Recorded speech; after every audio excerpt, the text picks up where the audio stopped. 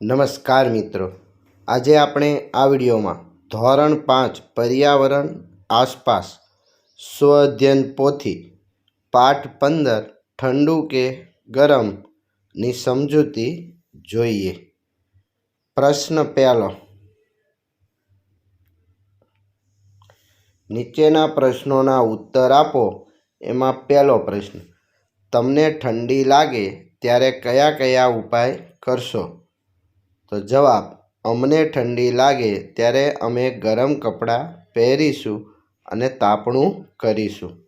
બીજું, ગરમ બટાટાને ઠંડા કરવા તમે શું કરશો? તો જવાબ, ગરમ બટેકામાં ઠંડુ પાણી નાખીશું અથવા હવામાં ખુલ્લા રાખીશું। ત્રીજો પ્રશ્ન,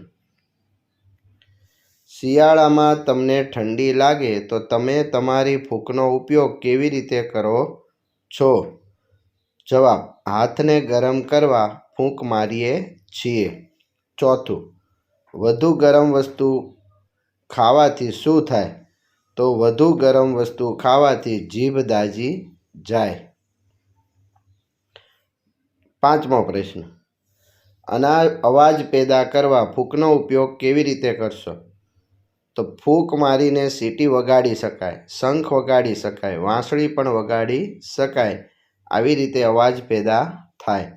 પ્રશ્ન બીજો, તમે ફૂંકનો ઉપયોગ કયા કયા કામ કરવા માટે કરો છો?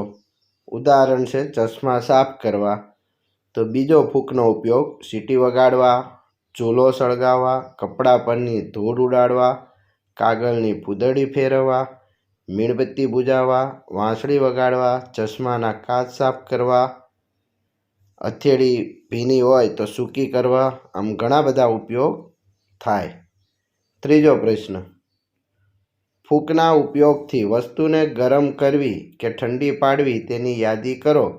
તો ફૂંકથી વસ્તુને ગરમ કરવી, તો રૂમાલને ગરમ કરી આંખ પર મૂકવો, કોલસાને ગરમ કરી સળગાવો, ચૂલો સળગાવો। અને ઠંડી પાડવા, તો ગરમ ભજીયાને ઠંડા કરવા, ચાને ઠંડી કરવા, દાળને ઠંડી કરવા। આભાર મિત્રો।